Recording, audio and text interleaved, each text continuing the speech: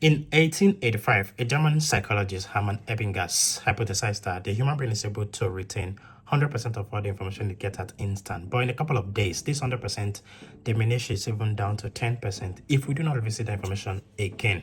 This is what popularized what we now know as the Ebbinghaus forgetting curve.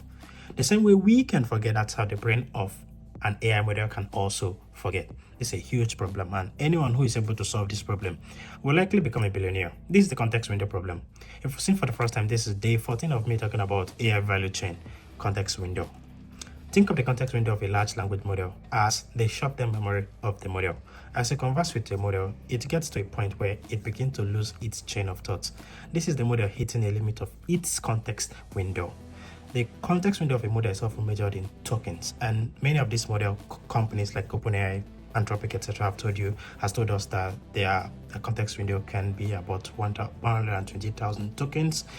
Google's Gemini Flash 2.0 is about 1 million in tokens, etc. But the question is, are we actually using 100% of this context window?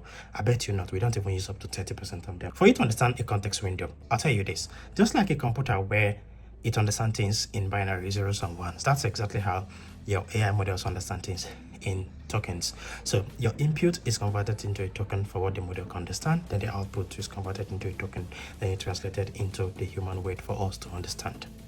But the question now here, this context window has a limit. Why do we have to give it a limit? Because if we don't give it a limit, we're going to run into a compute problem, a performance problem, and a safety problem. So you don't use up to 40% of this context window, because your input is part of a context window, the output is part of the context window. Then number 3, the system prompt is part of the context window.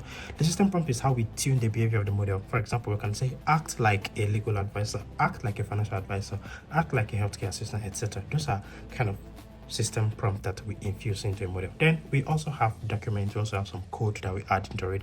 Then we also have some external files like access to web for retrieval augmented generation, etc. So that becomes a huge problem for the context window of a thing. So for us not to fall into this problem, the big question for PhDs, engineers, and investors is literally, how do we increase this context window while keeping the compute low, the performance high, and the safety optimal?